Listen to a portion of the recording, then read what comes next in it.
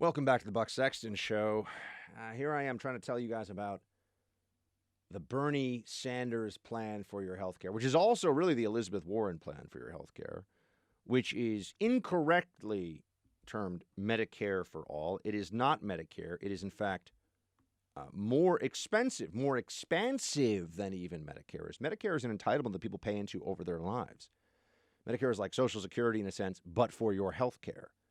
Unfortunately, and I know people don't like to hear this, most Medicare beneficiaries take out over their life cycle twice as much as they put in, which is why Medicare keeps blowing a huge hole in the deficit year in and year out.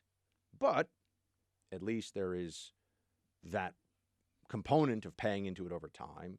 And then also there is cost sharing. There are plans that you can buy Medicare Advantage, for example, which is through private insurers that deal with what's not covered under Medicare. But you have cost sharing, states kicking money for Medicare too. So it's not just you go to a doctor and there's never a bill. What Bernie Sanders, Elizabeth Warren, and some of the other Democrats are promising is you go to the doctor or the ER, the hospital, whatever your healthcare situation is, you go there, there's never a bill. This is crazy. Not even Canada, for example. Hello, Canada. Not even Canada has a system that covers that much. Canada, if you want dental or vision insurance, or vision care, you have to buy private insurance or go see private practitioners. They don't cover all that. There are some areas where, for example, you would have to do it on your own. And we know Canadians, when they want open heart surgery or there are certain procedures that they'll leave Canada and come to America for. It's true of the National Health Service in the UK as well. I don't want to be the one who has to say this, but you see some European countries, Americans generally have better dental care. I'm just going to say it. It's still true. I think it was The Simpsons that one had the British Book of Bad Smiles or something. They had this whole thing about, because dental care in European countries is generally, not all European countries, but in some of the major ones where there's socialist health care, it's not as good as this here in America. Why? Because the market matters, my friends. How many of you would think that it would be easy to get really excellent, people have LASIK surgery, for example. Will Medicare for all cover your LASIK?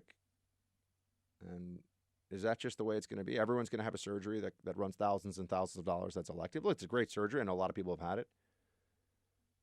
No one really answers any of these questions. They don't even know how they're going to pay for this. Elizabeth Warren's like, I have a plan for this. I have a plan. We ask, well, what's the plan to pay for this? She goes, well,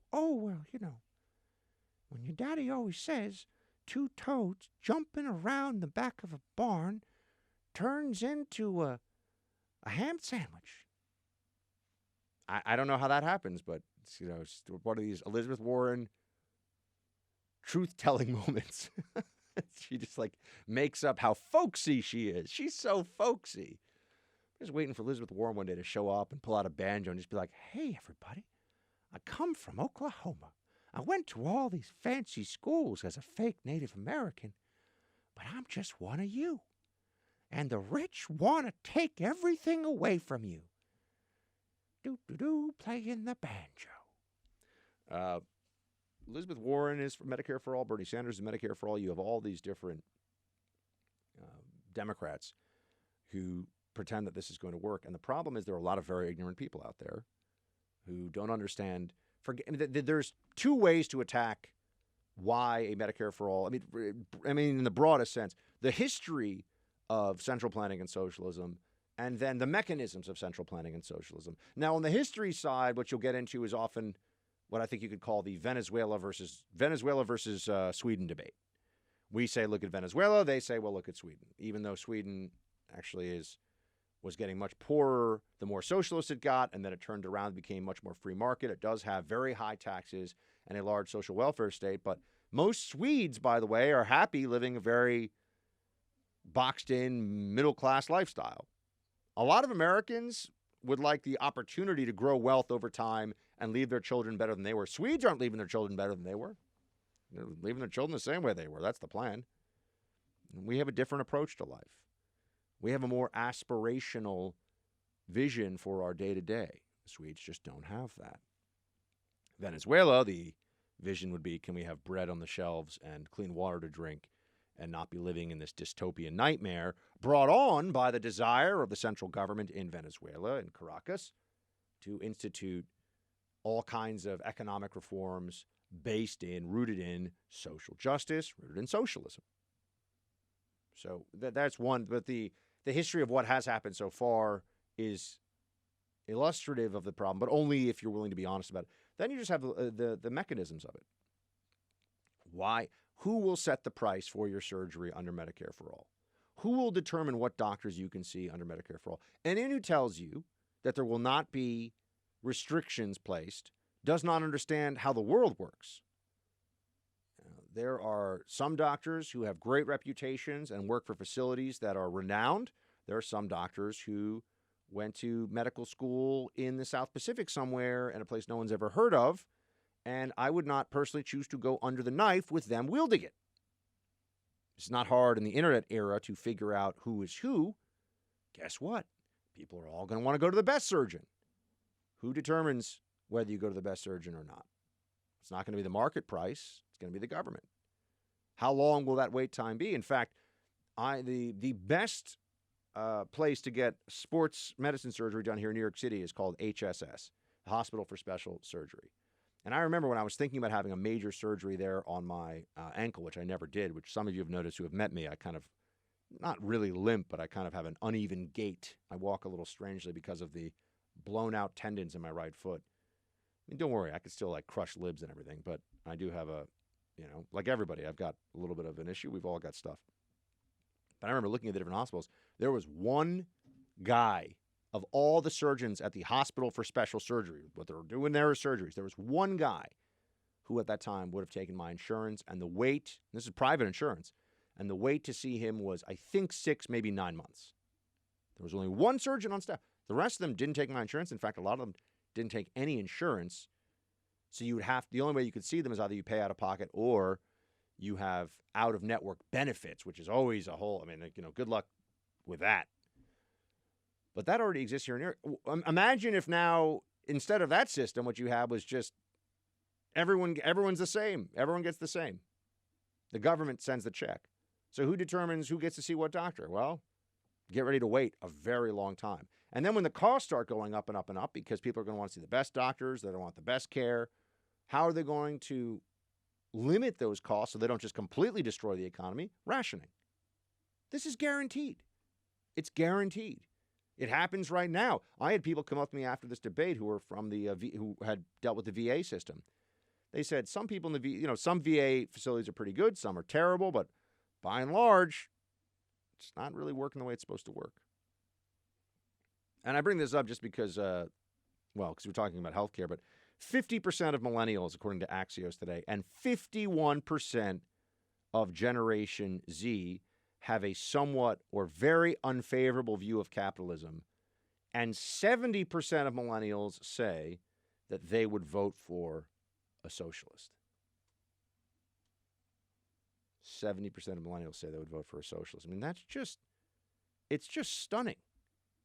It's stunning. And there's such a lack of, I really feel like it's a lack of gratitude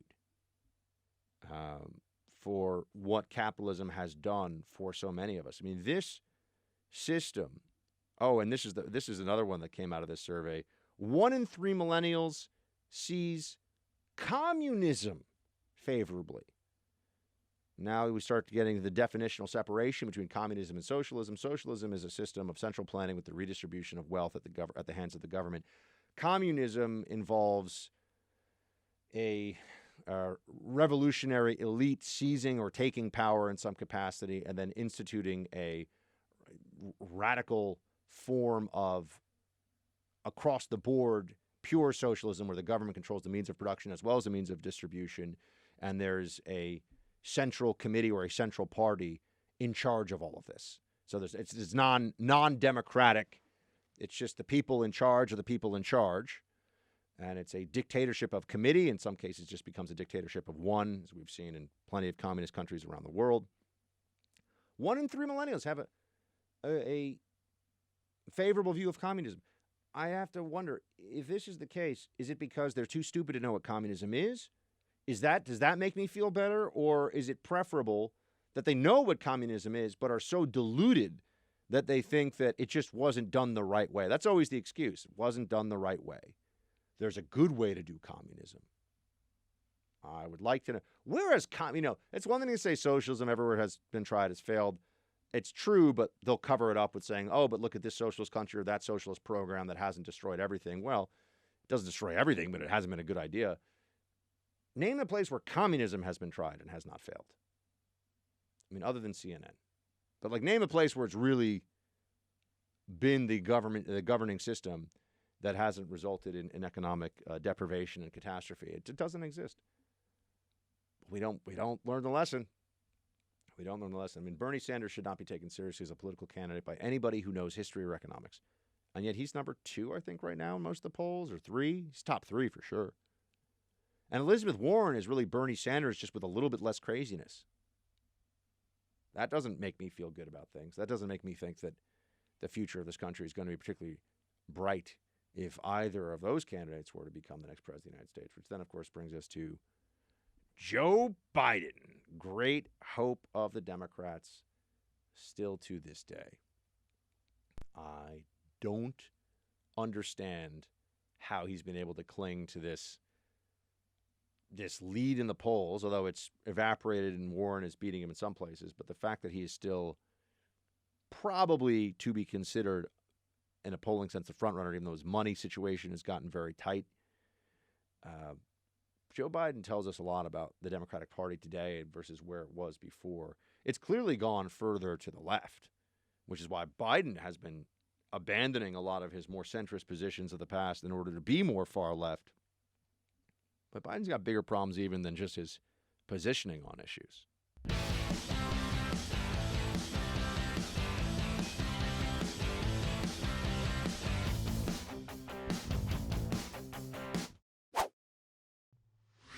The Democratic Party has had Jack Kennedy, Bill Clinton, Barack Obama. This is your 3rd run for president. Why Joe Biden? Well, because I think, as I said, we need somebody who on day one knows exactly what to do, can command the world stage. No one wonders whether I know a great deal about these issues in foreign policy and domestic policy. They're things I've done. And that might be one of the criticisms, too, that you're offering essentially 4 more years of a Obama-like administration. Well, let me tell you something. I love the fact that all of a sudden the Democratic Party doesn't think Obama was that great a president. I find that fascinating. Some have asked, why hasn't President Obama endorsed you? You guys served together for 8 years. Because I want to earn this on my own. Did he offer to endorse you? No, we didn't even get there. I asked him not to. He said, okay. I think it's better. I think he thinks it's better for me. I have no doubt when I'm the nominee, he'll be out in the campaign trail for me. Does anyone believe that? Well, actually, can we start with his quote that no one worries whether or questions whether he knows a lot about all this stuff. I do. I'm sitting here raising my hand. I question whether he knows a lot about anything other than playing golf and charging too much money for speeches and letting his son make a lot of money because he's related to the vice president. I don't know what Joe Biden thinks he knows a lot about, but I've never seen any evidence of it. Going back to that line from Reagan, I think it was from Reagan's diary, that he was a pure demagogue, a politician. Joe Biden was a politician is a politician in all the worst ways that one thinks of that term. Just says whatever he has to say, whenever he has to say it. But the lack of an Obama endorsement, I think that this is particularly interesting. His claim that, he would be endorsed by Obama. He totally would be endorsed by Obama, but he didn't want that. He didn't want to be endorsed by Barack Obama. I'm just going to let you make your own determination as to whether you think that that's accurate or not. I think that it's pretty clear to me at least, that no serious person would believe that. And not even just that Obama was unwilling when Biden was getting trashed by Kamala Harris, who's had a deeply disappointing, for a lot of media libs out there, deeply disappointing presidential run. But that Joe Biden was getting attacked essentially for being a racist after having been the vice president to the first black president in this country for 8 years. And Obama didn't feel the need to say a word for him. Obama has said more in defense of the Prime Minister of Canada who wore blackface so many times he can't even remember than he has ever said since in this election cycle in defense of Joe Biden. So Biden's got that problem. Jill Biden was asked, though, about the gaffes that Joe Biden has and whether they're indicative of something bigger going on here. Play clip 2. You've made a number of gaffes in the debates. In the October debate, you confused Syria with Iraq. In the September debate, you conflated Iraq and Afghanistan. When you're watching these debates, do you worry about the gaffes? No, I don't worry about the gaffes. And you know what? The American people know who Joe Biden is. I mean, if he misspeaks one word, that doesn't affect the way they're going to vote one way or the other. Now, I've heard from people that Jill Biden is actually a very nice person, lovely person. So I'll just say that because I have heard that from people who would know. So good for Joe Biden making a good choice there. But the gaffes are more than just the mistakes. Is this guy really, is he foggy upstairs? That's really what people are getting at.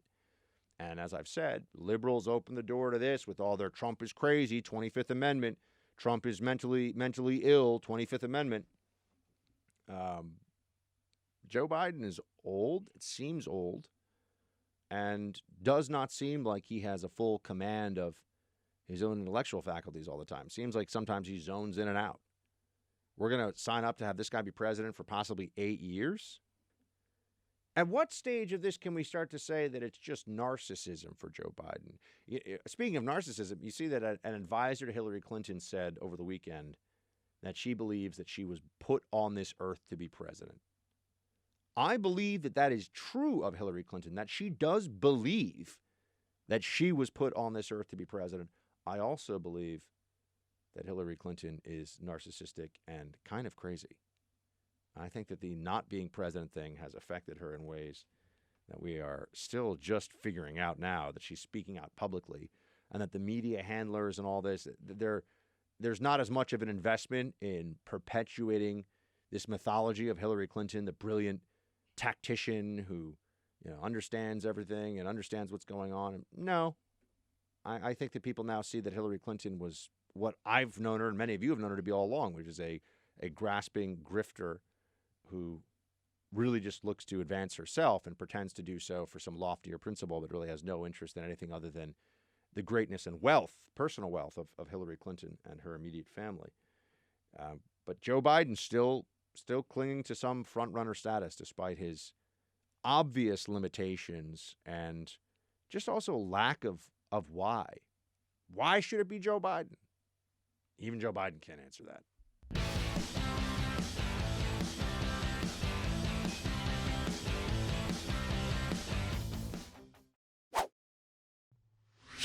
I tremble for my country, knowing how difficult it has become for us to stand together as a nation right now. Knowing that we are living amid a crisis of belonging in the United States of America right now. We're in the midst of a crisis, Mayor Pete there says. A crisis that I think we all are supposed to believe is of Donald Trump's making. What is the Democrats' answer to this? In what way do Democrats really propose to bring us together? To force us to all pay into increasingly massive government coffers? Is socialism really supposed to be the answer?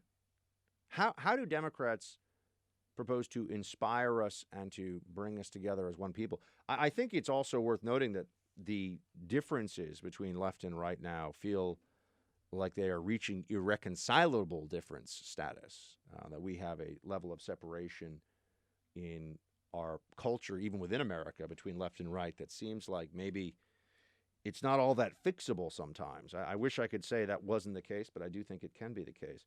But the living in a crisis line that we hear from so many Democrats, I do have to ask, when are we not hearing about a crisis from them? Everything is a crisis. I saw over the weekend there are more of these terrible fires going on in California, and Democrats they'll make an immediate leap online from a fire in California to climate change to Trump. It's just that's immediately something. There's a big forest fire going on in California. Climate change, Trump, right away. That's where it goes. It's never, maybe there's a forest fire because there's a fire.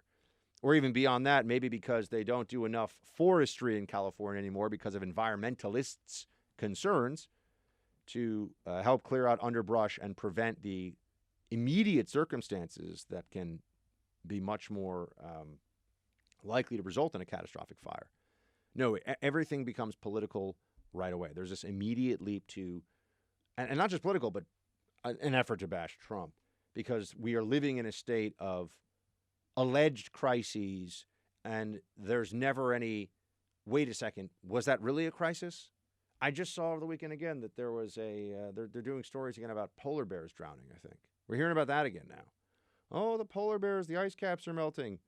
You haven't heard about that for about 10 or 15 years because it didn't happen. But they kept saying it's going to happen.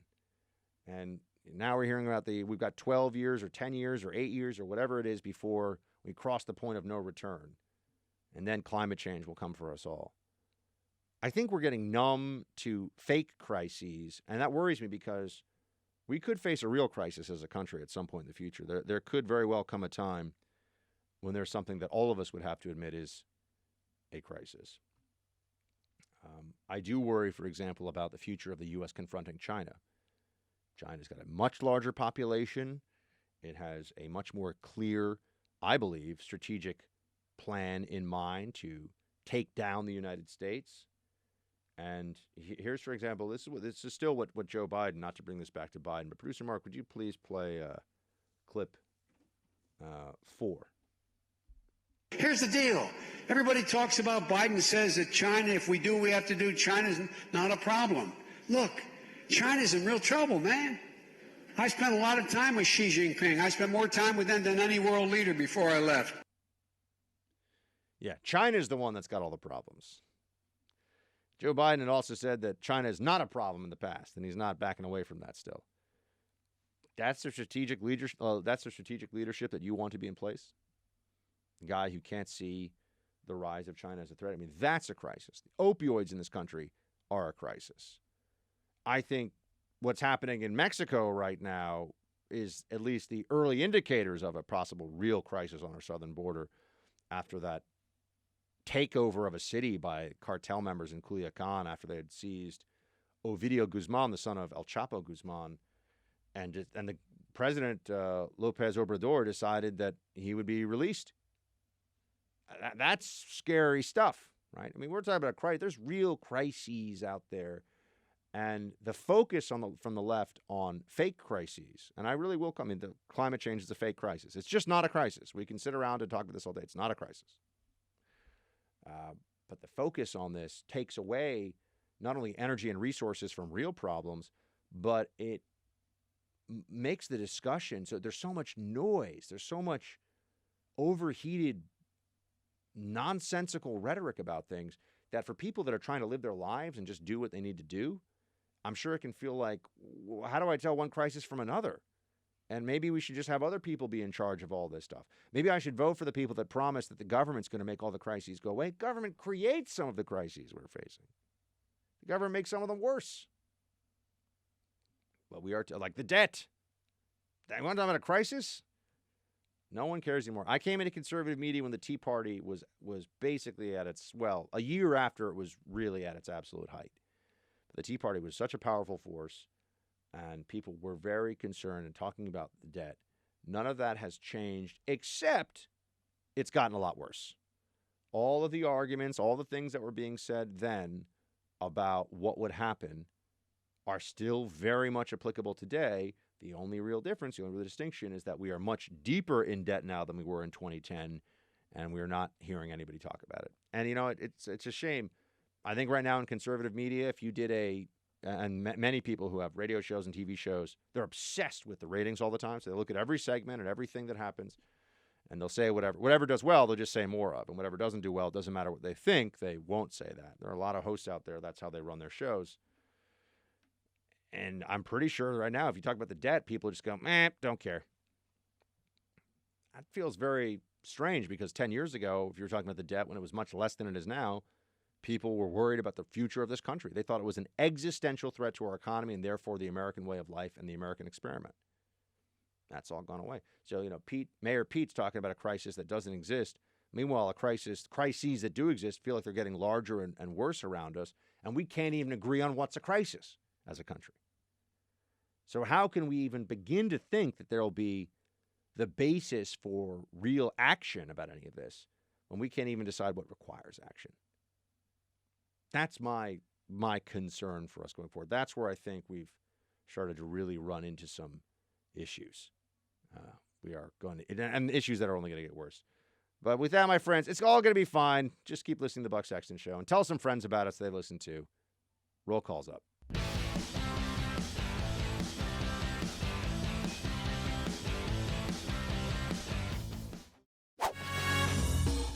Facebook.com/Buck Sexton for roll call time, or Team Buck at iHeartMedia.com. Again, thanks to all Team Buck who came out to Nashville, to Politicon over the weekend. Great to see you. Enjoyed taking the selfies, hanging out. It was a lot of fun. Went to Martin's Barbecue. That place is great. Oh, the brisket was so good. The brisket was just, that's my favorite of the barbecue meats, the brisket, when it's done the right way. But so much barbecue. The problem I have when I go to a really good barbecue place, same thing with Hard 8 in Dallas, or the problem with the best barbecue places I've been to is I always want to eat more, and you can really only handle so much of that stuff before you got to tap out. Producer Mark, are you up on the baseball stuff, the World Series that is apparently happening right now? Is there anything of note for our audience you want to share? What do you mean of note? Like, is this a good World Series? I've seen some people complaining that last night's game was boring. It's been a bad one. Yeah, the last two, it's been 8-1 and then 7-1. Of course it's boring. It's baseball, folks. No. What do you expect? Actually, surprisingly, it has been the lowest rated World Series in a long time. Yeah. It doesn't surprise me at all. If you want to spend 9 hours drinking, looking at something from afar, just go hang out by the train track somewhere. It'll be free. What baseball game are you going to that takes 9 hours? I don't know. Baseball takes forever, man. It doesn't. It takes the same amount of time as a football or hockey game, except there's not as much happening. Except football's amazing. Says the person who doesn't know who Saquon Barkley is. Well, it's a busy year, man. We're launching the show in here. Yeah, sure. All right, let's get to Facebook. Facebook.com/Buck Sexton. This one comes from Douglas. Buck, does this sound like CNN? News aimed to have effect on the broad masses. Concentration on a few points. Constant repetition of those points. Framing of the issues is indisputable, one-sided. I bet you know where that's from. I'll tell you if not. No, is this like propaganda from World War II or something? I don't know what that is, but let me know, Douglas, when you write in again. But yeah, it just sounds like a definition of propaganda, which CNN certainly is, but is that Jeff, right? Shields, hi, Buck. Just listened to a podcast from last week regarding Hillary, and something came to mind. You may have already mentioned this, but I don't recall hearing it in the media. The next time we're lectured about why the Electoral College should be removed and the popular vote should be implemented, please remind them that Hillary beat Obama in the popular vote during the 2008 Democratic primary, and the majority of them had no issue with Obama being the nominee. I got to take your word for that because I actually don't remember if that's true or not. But if that's true, that's a very interesting point. Let's see here. Linda writes, hey, I was watching Pluto TV, the first in Hawaii, and there you are. I'm intrigued. Don't know much about Apple Pod, but we'll look around. You sound like a man with a mind. And coming from a grandma, you're kind of hot. Best wishes, Linda. Thanks, Linda.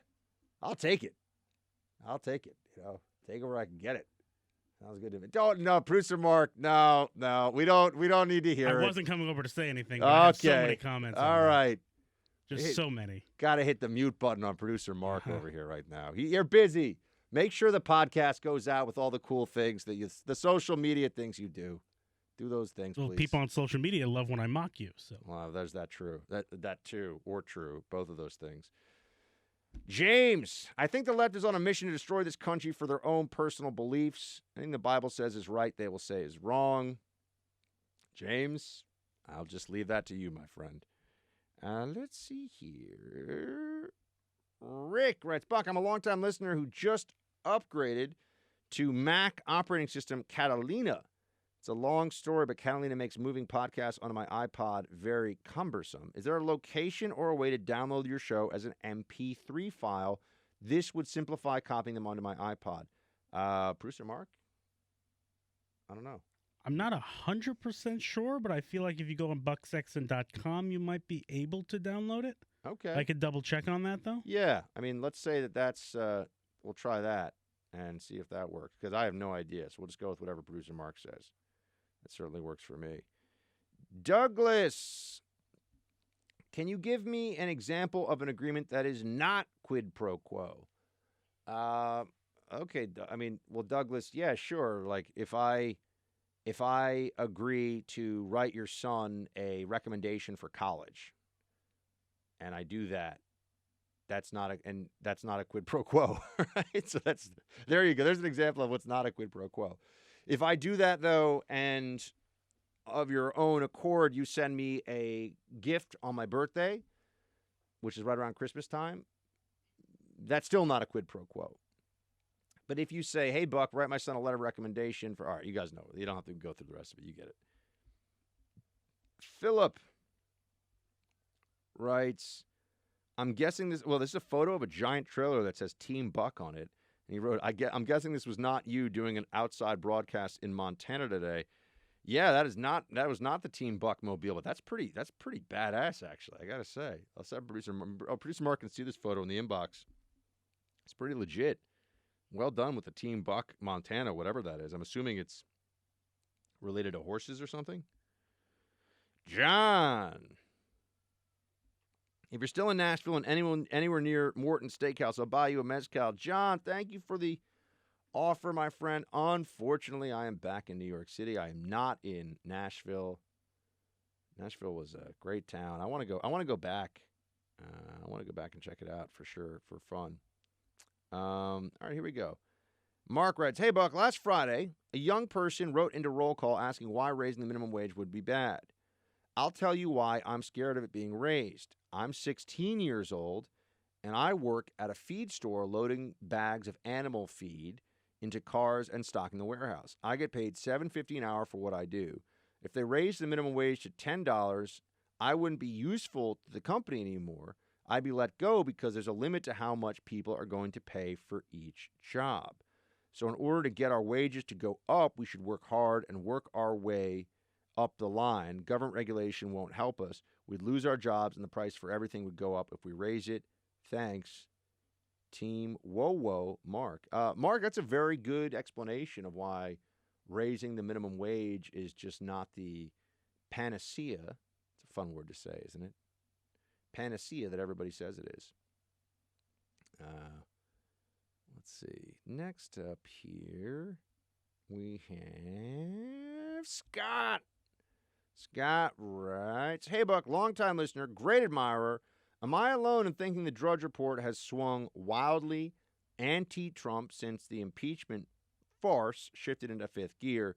Love to hear your analysis on this and whether I'm imagining or not, or whether Drudge has flipped, or if it's just playing the if Trump is impeached, the Democrats lose big in 2020 game. Appreciative Scott from New Hampshire. Scott, I have noticed a little bit of a saltiness from the Drudge Report in its approach to Trump. There's something going on there. Maybe Drudge, who is one of the most secretive but also influential people in conservative media still to this day, maybe he feels like Trump just isn't following through on stuff he needs to follow through on. Maybe some of the promises, are maybe he's had enough.